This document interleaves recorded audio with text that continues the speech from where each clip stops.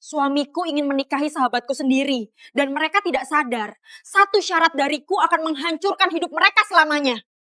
Suamiku ingin menikahi sahabatku sendiri, dan yang lebih menyakitkan, hubungan itu ternyata sudah berjalan di belakangku selama hampir 1 tahun. Malam itu dia datang dengan wajah penuh rasa bersalah, berharap aku marah, menangis, atau memohon agar dia membatalkan semuanya. Tapi aku justru tersenyum pelan sambil berkata, "Kalau kamu memang ingin hidup bersamanya, aku izinkan."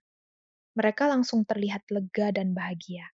Namun sebelum senyum itu selesai, aku menatap mereka berdua dan berkata, "Tapi ada satu syarat yang harus kalian setujui." Saat itu mereka mengangguk tanpa curiga, tanpa sadar bahwa syarat itulah yang nantinya menghancurkan hidup mereka selamanya. Assalamualaikum dan halo semuanya. Selamat datang kembali di channel ini, tempat di mana kisah-kisah penuh cinta, pengkhianatan, air mata, dan pelajaran hidup kami hadirkan untuk menemani waktu istirahat kalian.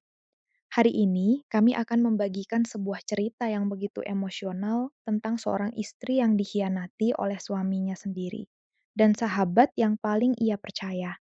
Sebelum cerita dimulai, jangan lupa dukung channel ini dengan klik like, subscribe, dan aktifkan lonceng notifikasi agar kalian tidak ketinggalan cerita menarik lainnya setiap hari. Namaku Alia. 8 tahun lalu, aku menikah dengan seorang pria bernama Arga. Banyak orang berkata aku wanita beruntung karena memiliki suami seperti dia. Arga dikenal sopan, bekerja keras, dan selalu terlihat begitu mencintaiku di depan orang lain. Setiap kali kami menghadiri acara keluarga atau bertemu teman-teman lama, dia selalu menggenggam tanganku erat, seolah ingin menunjukkan bahwa aku adalah perempuan paling berharga dalam hidupnya. Dan bodohnya, aku mempercayai semuanya. Kami memang belum dikaruniai anak, tapi aku tidak pernah mempermasalahkannya. Bagiku, rumah tangga bukan hanya soal keturunan, melainkan tentang bagaimana dua orang saling menjaga dan menguatkan. Selama bertahun-tahun, aku berusaha menjadi istri terbaik. Aku bangun paling pagi untuk menyiapkan sarapan Arga sebelum dia bekerja. Aku mengurus rumah, membantu keuangan keluarga dengan usaha kecil-kecilan dari rumah. Bahkan, selalu berusaha tersenyum meski sedang lelah. Aku mencintai suamiku sepenuh hati. Di tengah kehidupan rumah tangga kami, ada satu orang yang sangat dekat denganku. Namanya Dinda. Dia sahabatku sejak zaman SMA. Kami melewati banyak hal bersama.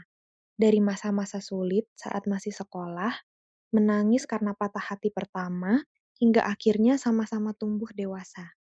Dinda bukan hanya sahabat bagiku. Dia sudah seperti saudara sendiri. Saat aku menikah dengan Arga, Dinda adalah orang yang paling sibuk membantuku mengurus semuanya. Bahkan saat aku menangis haru di hari pernikahanku, dia memelukku sambil berkata, "Kamu pantas bahagia, Alia." Kalimat itu masih kuingat jelas sampai sekarang. Karena kedekatan kami, Dinda sangat sering datang ke rumah.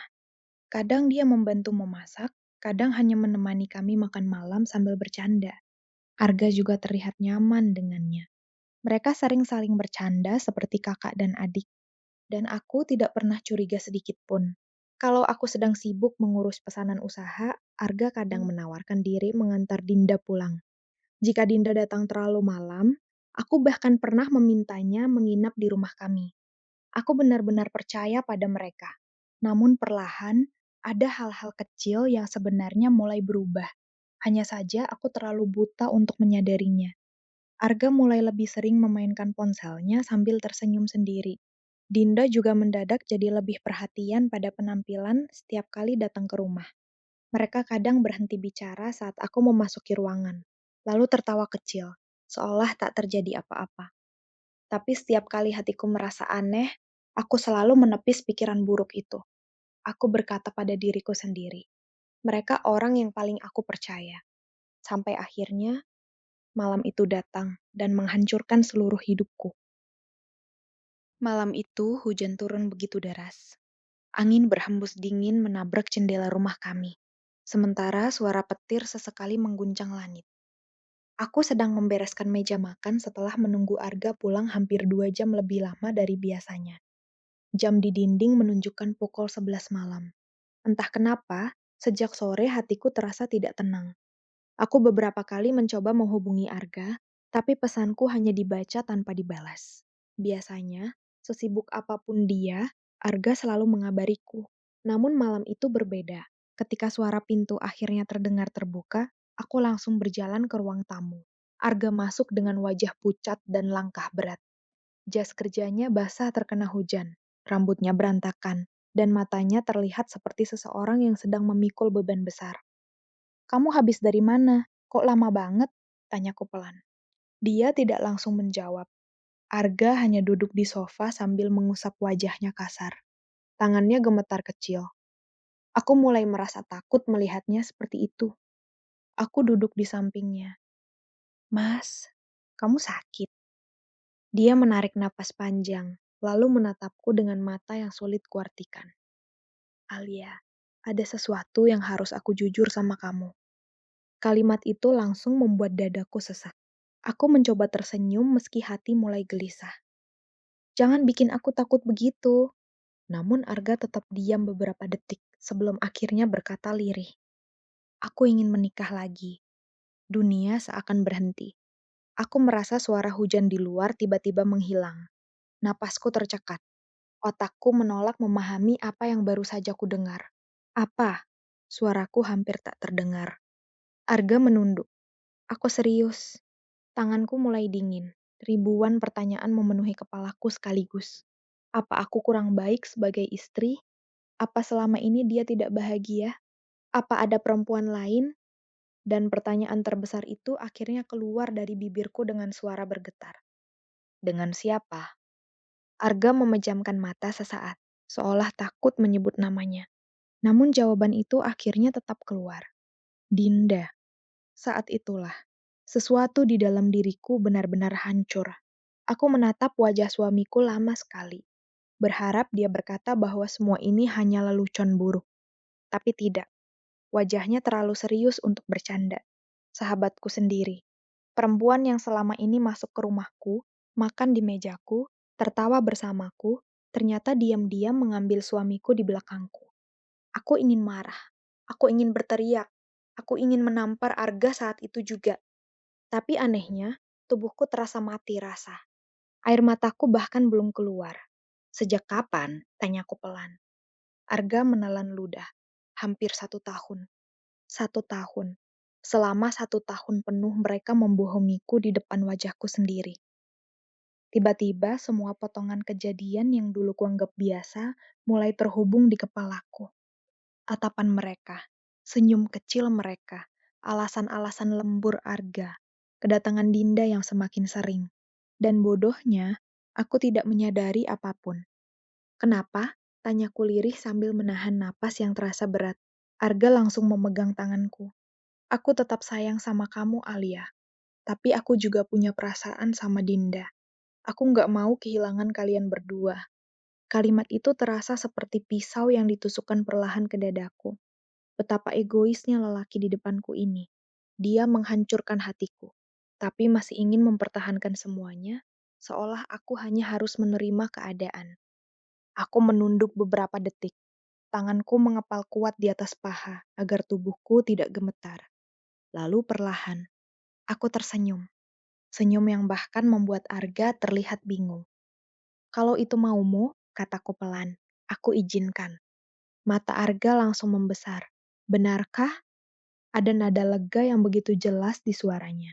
Seolah dia baru saja terbebas dari hukuman besar. Dan di saat itulah, untuk pertama kalinya, aku sadar bahwa lelaki yang selama ini kucintai ternyata tidak pernah benar-benar memahami hatiku. Namun sebelum dia sempat merasa terlalu bahagia, aku kembali bicara. "Tapi ada satu syarat." Wajah Arga langsung berubah tegang. "Syarat?" Aku mengangguk pelan sambil menatap lurus ke matanya. "Iya, kalau kamu ingin menikahi Dinda, maka kalian harus menyetujui syarat dariku terlebih dahulu." Arga terdiam beberapa saat, lalu tertawa kecil. "Mau syarat apapun, aku pasti sanggup." Aku ikut tersenyum kecil. Padahal dalam hati, aku sudah mempersiapkan sesuatu yang nantinya akan membuat mereka menyesal seumur hidup. Keesokan paginya, Rumahku terasa begitu asing.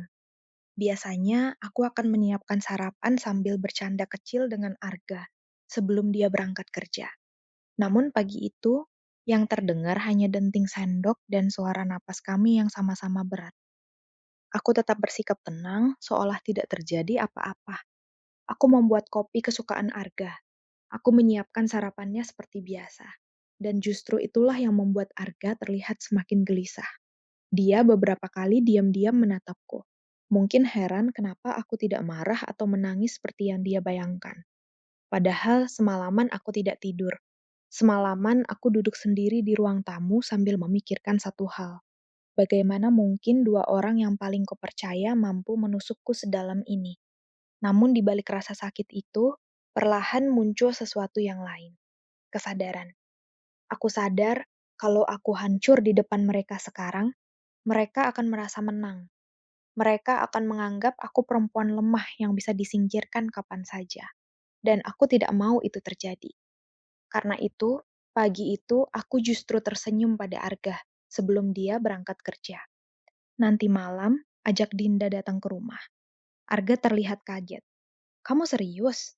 Iya, jawabku tenang. Kalau kalian memang ingin bersama, kita selesaikan baik-baik. Untuk sesaat, wajah Arga terlihat lega, bahkan mungkin bahagia. Dia benar-benar berpikir aku sudah menerima semuanya. Padahal, dia sama sekali belum mengenalku. Malam harinya, tepat setelah azan Isya berkumandang, Dinda datang ke rumah. Dia berdiri di depan pintu dengan wajah pucat dan mata sembab. Mungkin semalaman dia juga tidak tenang. Aku membuka pintu dan tersenyum kecil. Masuk, Din. Dinda menunduk pelan. Maaf ganggu. Aku hanya mengangguk tanpa menjawab. Sementara Arga terlihat duduk gelisah di ruang tamu. Atmosfer rumah kami malam itu terasa dingin, meski lampu menyala terang. Aku mempersilahkan mereka duduk berdampingan, dan pemandangan itu begitu menyakitkan bagiku. Suamiku dan sahabatku duduk bersama di depanku seperti pasangan yang sedang meminta restu. Aku menarik napas panjang sebelum akhirnya bicara. Jadi kalian serius ingin menikah? Mereka saling pandang sebentar. Lalu Arga mengangguk. Iya, Dinda terlihat ragu. Tapi akhirnya ikut mengangguk pelan. Aku tahu, kami salah, katanya lirih. Tapi kami nggak bisa bohong sama perasaan sendiri. Kalimat itu hampir membuatku tertawa pahit. Perasaan, lucu sekali bagaimana orang-orang selalu memakai kata cinta untuk membenarkan pengkhianatan. Namun aku tetap menjaga ekspresiku. Aku lalu berdiri dan berjalan menuju lemari kecil di sudut ruang tamu. Dari sana, aku mengambil sebuah map coklat yang sejak tadi sudah kusiapkan. Saat aku kembali dan meletakkannya di meja, Arga terlihat bingung. Apa itu? Aku duduk perlahan. Ini tentang syarat yang kemarin aku bilang. Ruangan langsung hening. Dinda mulai terlihat tegang. Jemarinya saling menggenggam erat di atas pangkuan. Syarat apa? Tanya Arga hati-hati. Aku menatap mereka bergantian. Nanti kalian akan tahu pada waktunya. Arga mengernit. Maksudnya? Aku tersenyum tipis. Kalau cinta kalian benar-benar tulus, kalian pasti sanggup menjalani syarat itu. Dinda langsung menatap Arga seolah meminta keyakinan. Dan seperti lelaki yang sedang dimabuk rasa percaya diri, Arga justru tertawa kecil. Alia, aku serius sama Dinda. Apapun syaratnya, aku siap. Aku memandang wajahnya lama sekali. Betapa mudahnya dia bicara tentang kesiapan. Padahal dia bahkan belum tahu harga yang harus dibayar. Aku membuka map coklat itu perlahan dan mengeluarkan beberapa lembar dokumen. Kalau begitu, tanda tangani ini. Dinda langsung panik kecil. Ini apa? Surat persetujuan, jawabku singkat. Arga mengambil dokumen itu tanpa benar-benar membaca isinya. Mungkin karena dia terlalu yakin aku tidak akan melakukan hal buruk. Atau mungkin karena dia terlalu sibuk membayangkan hidup barunya bersama Dinda. Harus sekarang? Tanya Arga. Aku mengangguk. Iya, kalau kalian serius, kenapa takut? Kalimatku membuat mereka terdiam. Aku bisa melihat keraguan di wajah Dinda. Tapi Arga justru mengambil pulpen dan mulai menandatangani dokumen itu. Mas, bisik Dinda pelan. Namun Arga malah tersenyum percaya diri. Nggak apa-apa, ini cuma formalitas. Formalitas. Dalam hati aku hampir tertawa mendengar itu. Setelah selesai menandatangani, Arga menyerahkan pulpen pada Dinda. Tangannya gemetar saat menerima pulpen itu. Aku memperhatikan wajah sahabatku lama sekali. Wajah perempuan yang dulu selalu kupeluk saat menangis, dan kini justru menghancurkan hidupku. Kalau kamu ragu, kataku pelan, kalian bisa berhenti sampai di sini. Dinda langsung menggeleng cepat. Enggak, aku serius. Dan akhirnya dia menandatangani dokumen itu. Saat tanda tangan terakhir selesai, aku perlahan mengambil kembali semua berkas itu dan memasukkannya ke dalam map. Tak ada yang tahu. Saat itu sebenarnya aku sedang menyimpan awal kehancuran mereka. Namun yang paling menyakitkan bukanlah melihat mereka menandatangani dokumen itu, melainkan melihat betapa bahagianya mereka setelahnya. Arga bahkan menggenggam tangan Dinda di depan mataku. Terima kasih Alia, katanya tulus. Aku nggak nyangka kamu bisa sebaik ini. Aku tersenyum kecil sambil menahan rasa sesak di dada.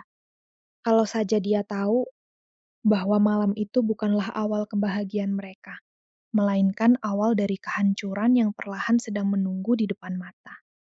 Hari-hari setelah malam penandatanganan itu terasa seperti mimpi buruk yang tak kunjung selesai.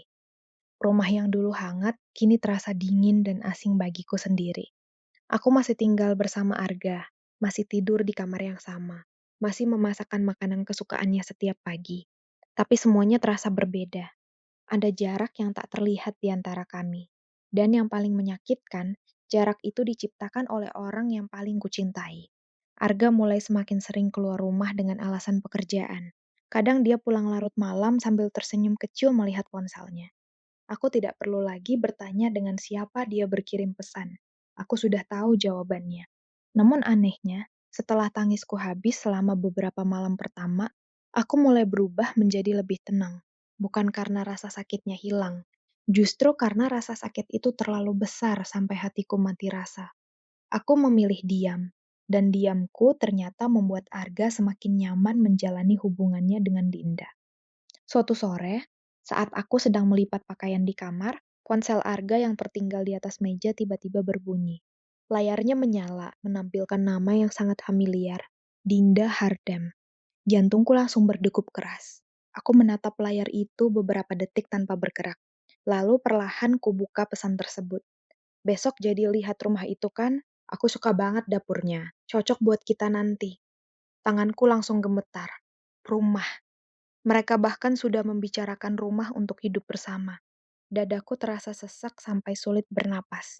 Aku duduk perlahan di tepi ranjang sambil menahan air mata yang mulai mengaburkan pandangan. Ternyata selama ini mereka bukan hanya bermain perasaan di belakangku. Mereka sudah merancang masa depan bersama. Dan yang lebih menyakitkan, semua itu dilakukan saat aku masih menjadi istri sah Arga. Aku memejamkan mata sambil menggigit bibir kuat-kuat agar tidak menangis keras. Namun di tengah rasa hancur itu, perlahan aku mulai memahami sesuatu. Kalau aku terus lemah seperti ini, mereka akan terus melangkah di atas penderitaanku tanpa rasa bersalah. Sejak malam itu, aku mulai memperhatikan semuanya lebih detail. Aku melihat bagaimana Arga mendadak lebih rajin merawat diri. Parfum baru, kemeja baru, bahkan gaya rambut baru. Dan Dinda, dia juga berubah. Dia mulai sering mengunggah foto-foto dengan caption tentang takdir cinta dan bahagia yang akhirnya datang. Mungkin orang lain tidak paham maksudnya, tapi aku tahu. Semua itu seperti sengaja ditunjukkan padaku. Beberapa minggu kemudian, Arga mulai semakin berani. Dia tidak lagi menyembunyikan hubungannya dengan Dinda sepenuhnya. Suatu malam, saat kami makan malam berdua, tiba-tiba dia berkata santai, Dinda suka banget sama mobil baru keluaran tahun ini. Aku menghentikan gerakan tanganku. Oh iya, iya, dia bilang warnanya bagus. Cara Arga menyebut nama Dinda begitu lembut, begitu penuh perhatian. Dulu, nada itu hanya untukku. Aku tersenyum kecil sambil menunduk. Kalau begitu, belikan saja. Arga terlihat sedikit terkejut karena aku tidak marah. Padahal dalam hati, ada bagian diriku yang perlahan benar-benar hancur. Namun aku sadar satu hal. Kadang orang yang merasa menang terlalu cepat justru tidak sadar sedang berjalan menuju jurang. Malam demi malam berlalu, dan luka itu semakin membusuk dalam diam. Aku mulai sulit tidur, nafsu makanku hilang, tubuhku semakin kurus karena terlalu banyak menangis sendirian. Tapi di depan Arga, aku tetap terlihat tenang. Sampai akhirnya, suatu malam, semuanya semakin jelas. Malam itu, Arga mandi dan meninggalkan ponselnya di sofa ruang tamu. Ponselnya kembali berbunyi berkali-kali. Aku sebenarnya tidak ingin membukanya, tapi entah kenapa, hatiku memaksaku melihat. Dan saat layar itu terbuka, dunia kembali runtuh di depanku.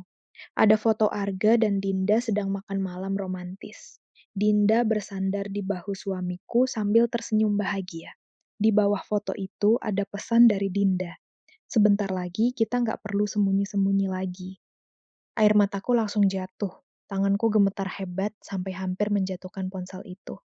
Aku menutup mulutku sendiri agar tangisku tidak terdengar. Betapa bodohnya aku selama ini. Aku mengira rumah tanggaku masih bisa diselamatkan. Padahal mereka sudah lama meninggalkanku dalam hati mereka.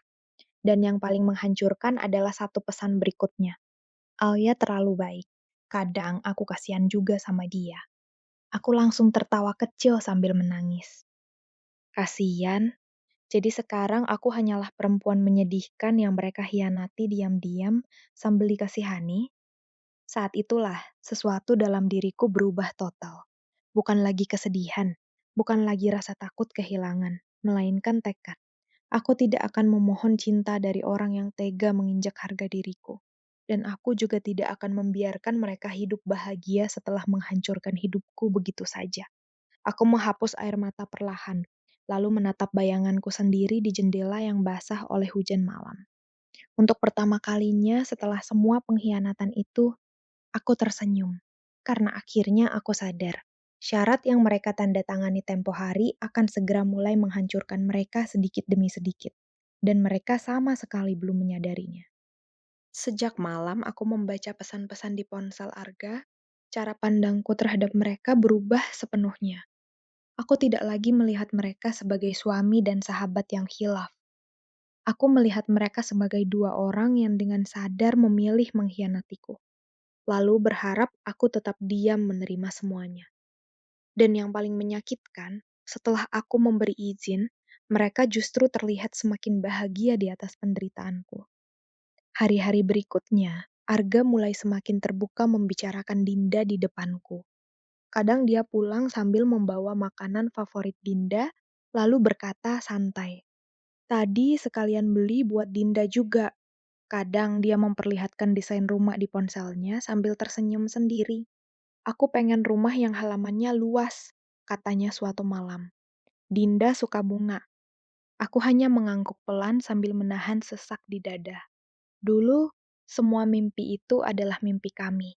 Kini aku seperti orang asing yang dipaksa menonton suamiku membangun masa depan bersama perempuan lain. Namun yang membuatku benar-benar tersadar adalah perubahan sikap Dinda. Perempuan yang dulu selalu bersikap rendah hati itu perlahan berubah menjadi sangat berbeda. Dia mulai sering datang ke rumah dengan pakaian mahal dan riasan yang lebih mencolok. Cara bicaranya juga berubah, seolah dia sudah merasa menjadi perempuan yang akan menggantikanku. Suatu sore, saat aku sedang membuat teh di dapur, Dinda datang menghampiri sambil tersenyum kecil. "Rumah ini nyaman banget ya, Alia." Aku menatapnya singkat. Iya. Dia berjalan perlahan mengelilingi dapur sambil menyentuh meja marmer yang dulu kupilih bersama Arga. Aku selalu suka dapurnya. Nada suaranya terdengar aneh, seolah bukan sekadar kagum, melainkan merasa memiliki. Aku menggenggam cangkir teh lebih erat. Dan untuk pertama kalinya, aku melihat dengan jelas keserakahan di mata sahabatku sendiri.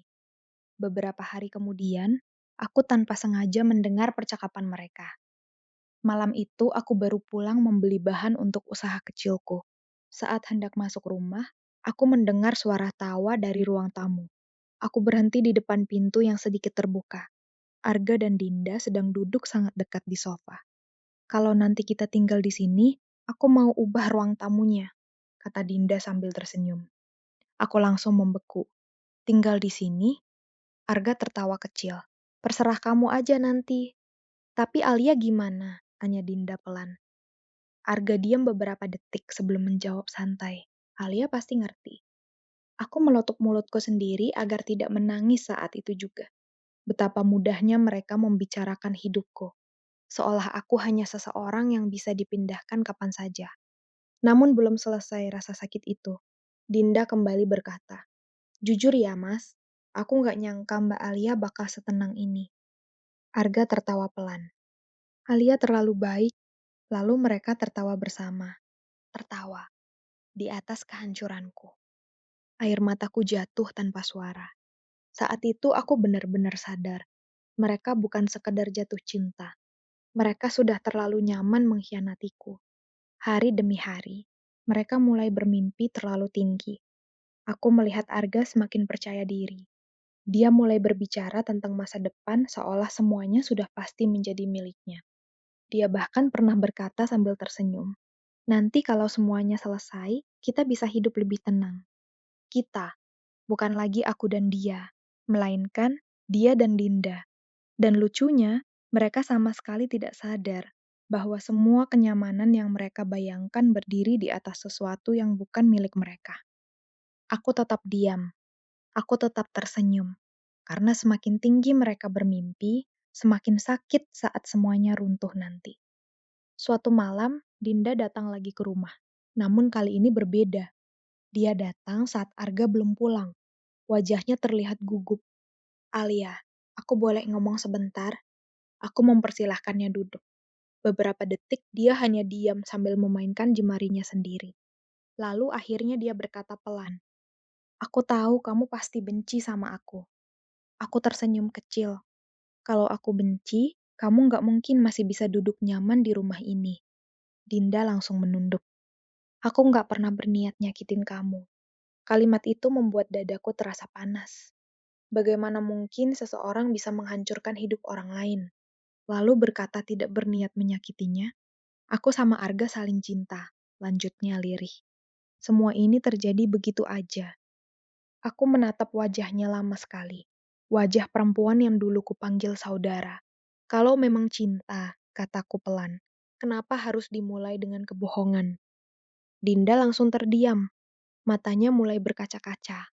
Namun entah kenapa, aku sudah tidak bisa lagi bersimpati.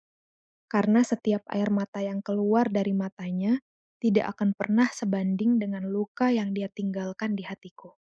Saat itulah aku sadar. Mereka sudah terlalu sibuk membangun mimpi bersama sampai lupa satu hal penting, bahwa setiap pengkhianatan selalu punya harga yang harus dibayar. Dan harga itu sebentar lagi akan datang menghancurkan semuanya. Hari yang mereka tunggu akhirnya tiba. Pagi itu langit terlihat cerah, sangat bertolak belakang dengan hatiku yang terasa kosong. Dari jendela kamar, aku melihat beberapa mobil mulai berdatangan ke rumah keluarga Dinda. Tenda putih berdiri rapi di halaman, dihiasi bunga-bunga segar dan kain dekorasi berwarna emas. Semuanya terlihat indah, terlalu indah untuk sebuah pengkhianatan. Aku berdiri lama di depan cermin, mengenakan gamis sederhana berwarna krem dan hijab yang paling sering kupakai. Tidak ada riasan berlebihan, tidak ada air mata, karena hari itu aku tidak datang sebagai perempuan yang kalah. Aku datang untuk menyelesaikan semuanya. Di atas meja kamarku, map coklat itu masih tergeletak rapi. Map yang beberapa minggu lalu ditandatangani Arga dan Dinda tanpa membaca isinya dengan benar. Perlahan aku mengambilnya, lalu memasukkannya ke dalam tas. Hari ini, waktunya telah tiba. Saat aku tiba di lokasi acara, beberapa orang langsung memandangku dengan tatapan iba. Mungkin mereka mengira aku datang dengan hati hancur untuk menyaksikan suamiku menikahi perempuan lain. Dan memang benar, dulu aku hampir hancur. Namun rasa sakit yang terlalu dalam kadang justru melahirkan kekuatan yang tak pernah kita kenal sebelumnya. Aku melangkah masuk dengan tenang. Di depan sana, Arga terlihat sangat bahagia mengenakan jas hitam.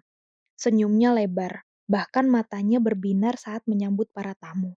Sementara Dinda duduk anggun dengan gaun putih sederhana.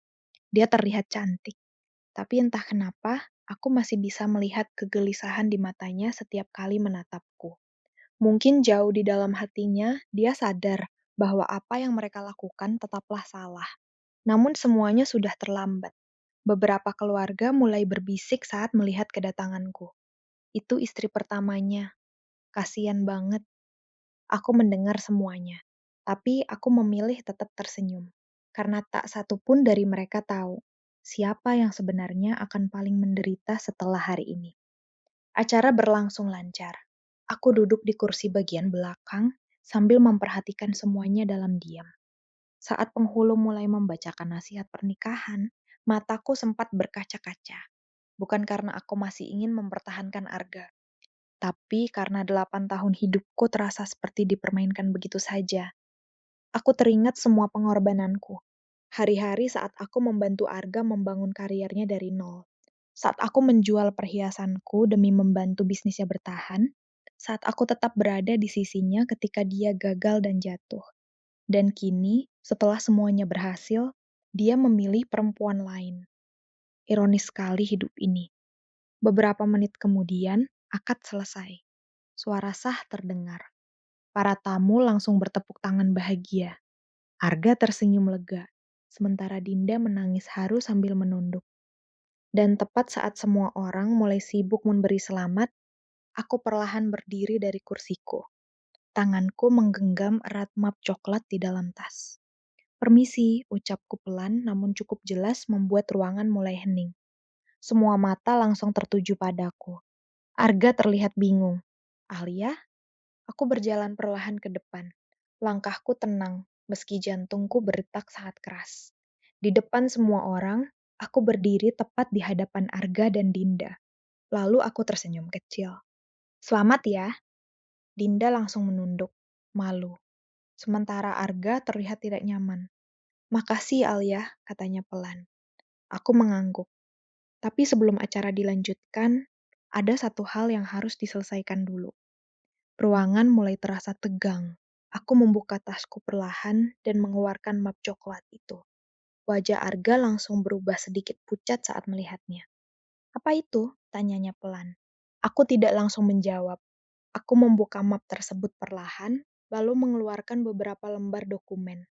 Kalian masih ingat dokumen yang kalian tanda tangani waktu itu? Dinda mulai terlihat gelisah, sementara Arga berusaha tersenyum kecil. Itu cuma surat persetujuan, kan? Aku menatap lurus ke matanya. Benarkah? Untuk pertama kalinya sejak acara dimulai, senyum Arga perlahan menghilang. Aku lalu menoleh pada semua tamu yang mulai memperhatikan dengan serius. Sebelum mereka menikah, saya meminta mereka menyetujui satu syarat. Ruangan mendadak sunyi. Aku bisa mendengar suara napas beberapa orang. Dan saat itulah, aku melihat wajah Dinda mulai benar-benar panik. Maksud kamu apa, Alia? Tanya Arga cepat. Aku tersenyum tipis. Sabar, bukankah dulu kamu bilang siap menerima syarat apapun? Arga terdiam. Tangannya mulai mengepal pelan. Sementara aku perlahan membuka halaman terakhir dokumen itu. Halaman yang belum pernah mereka baca dengan benar. Dan di detik itulah, aku melihat ketakutan mulai muncul di wajah mereka untuk pertama kalinya. Ruangan itu mendadak sunyi. Tak ada lagi suara obrolan tamu. Tak ada lagi tawa bahagia seperti beberapa menit sebelumnya. Semua mata tertuju padaku, pada map coklat di tanganku, dan pada wajah Arga serta Dinda yang perlahan mulai kehilangan warna. Aku menarik napas panjang. Lalu perlahan kubuka halaman terakhir dokumen itu di depan semua orang. Beberapa minggu lalu, kataku tenang, Arga dan Dinda menandatangani surat persetujuan tanpa membaca seluruh isi dokumennya. Arga langsung berdiri dari kursinya. Alia, jangan bikin keributan di sini. Aku menatapnya lurus. Keributan. Aku tersenyum tipis. Bukankah kalian yang memulainya sejak lama? Ruangan semakin hening. Kulihat beberapa keluarga mulai saling berpandangan bingung. Aku melanjutkan. Di dalam surat ini tertulis bahwa jika Arga tetap melanjutkan pernikahan dengan Dinda, maka dia secara sadar melepaskan seluruh hak atas semua aset, rumah, kendaraan, tabungan, dan perusahaan yang selama ini terdaftar atas nama aku dan keluargaku. Kalimatku langsung membuat wajah Arga pucat seketika. Apa? Suaranya bergetar. Dinda menatap Arga panik. Mas, ini maksudnya apa? Aku mengeluarkan satu dokumen lagi. Sebelum menikah, ayahku memang membantu modal usaha Arga. Rumah yang kami tinggali, mobil yang dia pakai, bahkan sebagian besar saham perusahaan. Semuanya atas nama keluargaku. Mata Arga membesar. Dia mulai membuka dokumen itu dengan tangan gemetar. Dan untuk pertama kalinya sejak semua pengkhianatan ini terjadi, aku melihat ketakutan nyata di wajahnya. Kamu jebak aku, katanya pelan. Aku tersenyum pahit. Tidak, aku hanya memberimu kesempatan membaca sebelum tanda tangan. Tapi kamu terlalu sibuk mengejar perempuan lain sampai lupa berpikir. Beberapa tamu mulai berbisik-bisik. Wajah keluarga Dinda juga mulai tegang, sementara Dinda sendiri tampak hampir menangis. Tapi rumah itu, suaranya bergetar. Bukan milik kalian, potongku tenang. Aku menatap mereka bergantian. Kalian ingin membangun hidup baru kan? Silahkan. Tapi mulai hari ini, kalian memulainya dari nol. Tanpa uangku, tanpa fasilitas keluargaku, tanpa semua kenyamanan yang selama ini kalian nikmati. Arga langsung melangkah mendekat. Alia, kita bisa bicara baik-baik. Aku menggeleng pelan. Kita sudah melewati tahap itu saat kamu memilih tidur nyenyak setelah mengkhianatiku. Arga terlihat panik untuk pertama kalinya. Aku tetap suami kamu. Tidak lagi. Aku mengeluarkan satu map lain dari dalam tas. Surat gugatan cerai sudah aku ajukan sejak minggu lalu. Dunia mereka benar-benar runtuh saat itu. Dinda langsung terduduk lemas di kursinya. Mas, kamu bilang semuanya aman, katanya dengan suara pecah. Aku menatap sahabatku lama sekali. Perempuan yang dulu kupeluk saat menangis, yang dulu kupanggil saudara, dan kini justru duduk di depanku dengan wajah hancur karena kehilangan kehidupan mewah yang dia bayangkan. Saat itulah aku akhirnya sadar, yang mereka cintai bukan hanya satu sama lain. Mereka juga mencintai kenyamanan yang selama ini kuberikan. Dan ketika semua itu diambil, cinta mereka mulai retak dalam hitungan menit. Acara pernikahan yang awalnya megah berubah menjadi penuh bisik-bisik dan rasa malu. Beberapa tamu memilih pulang lebih awal. Keluarga Dinda terlihat marah besar setelah mengetahui kondisi sebenarnya. Sementara Arga terus mencoba mengejarku saat aku berjalan keluar gedung. Alia, tunggu! Aku berhenti sebentar tanpa menoleh. Aku salah, tapi jangan kayak gini, katanya dengan suara putus asa. Kita bisa mulai lagi dari awal. Aku tertawa kecil. Lucu sekali. Lelaki yang dulu begitu yakin meninggalkanku, kini memohon agar aku tetap tinggal. Perlahan aku menoleh menatapnya. Dan untuk pertama kalinya, aku melihat seorang pria yang benar-benar kehilangan segalanya. Bukan hanya rumah, bukan hanya harta, tapi juga harga dirinya. Kamu tahu kenapa aku tetap diam selama ini? Tanyaku pelan. Arga hanya menatapku dengan mata merah. Karena aku ingin kalian merasakan satu hal. Apa? Aku tersenyum tipis. Rasanya kehilangan. Air mata Arga akhirnya jatuh. Namun anehnya, aku tidak lagi merasa sakit melihatnya.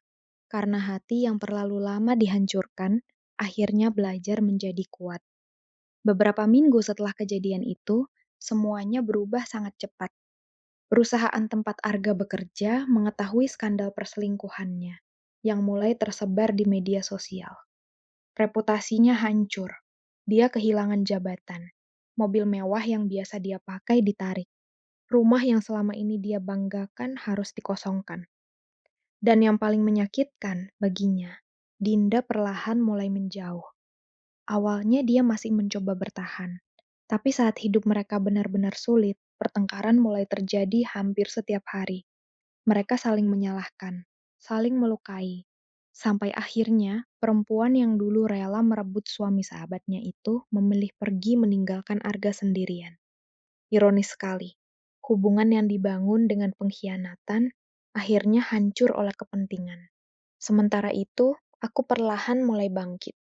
Aku fokus membesarkan usahaku sendiri. Aku belajar hidup tanpa menggantungkan kebahagiaan pada siapapun. Dan untuk pertama kalinya setelah bertahun-tahun, aku merasa bebas. Suatu sore, beberapa bulan kemudian, Arga datang menemuiku. Tubuhnya jauh lebih kurus, wajahnya lelah dan penuh penyesalan. Dia berdiri lama di depan rumahku sebelum akhirnya berkata lirih, "Alia, maafin aku." Aku menatapnya tenang, tak ada lagi marah, tak ada lagi benci, karena luka itu sudah berubah menjadi pelajaran. Aku kehilangan semuanya, katanya dengan mata berkaca-kaca. Aku tersenyum kecil. Tidak, Mas. Dia terdiam. Kamu tidak kehilangan semuanya hari ini. Aku menatap lurus ke matanya. Kamu kehilangan semuanya sejak hari kamu memilih mengkhianati orang yang tulus mencintaimu. Air mata Arga jatuh tanpa suara. Namun kali ini, aku tidak ikut menangis bersamanya. Karena akhirnya aku mengerti satu hal. Kadang kehancuran terbesar bukan datang dari balas dendam seseorang, melainkan dari akibat perbuatan kita sendiri. Kadang, orang yang paling menghancurkan hati kita bukanlah orang asing, melainkan mereka yang pernah kita percaya sepenuh jiwa. Suami yang kita cintai, sahabat yang kita anggap saudara, ternyata bisa menjadi luka terdalam dalam hidup kita. Namun dari kisah Alia, kita belajar satu hal penting, bahwa kesabaran bukan berarti kelemahan, diam bukan berarti kalah, dan ketulusan seseorang jangan pernah dianggap remeh. Pengkhianatan mungkin bisa menghancurkan hati seseorang untuk sementara waktu. Tetapi waktu dan keteguhan hati mampu membuat seseorang bangkit menjadi lebih kuat dari sebelumnya. Jangan pernah menyakiti orang yang tulus mencintaimu, karena ketika hati yang baik itu terluka, penyesalan tidak akan pernah cukup untuk memperbaiki semuanya. Dan untuk kalian yang mungkin sedang berjuang menghadapi luka, kecewa, atau dikhianati oleh orang terdekat, percayalah, hidup tidak berhenti hanya karena seseorang meninggalkan kita. Kadang kehilangan justru menjadi jalan untuk menemukan kembali harga diri dan kebahagiaan yang sesungguhnya. Terima kasih sudah menonton cerita hari ini sampai akhir. Kalau kalian suka cerita penuh drama, emosi, dan pelajaran hidup seperti ini, jangan lupa bantu support channel ini dengan klik like, subscribe, dan aktifkan lonceng notifikasinya agar kalian tidak ketinggalan cerita terbaru lainnya. Tulis juga pendapat kalian di kolom komentar. Kalau kalian berada di posisi Alia, apa yang akan kalian lakukan? Sampai jumpa di video berikutnya. Wassalamualaikum warahmatullahi wabarakatuh.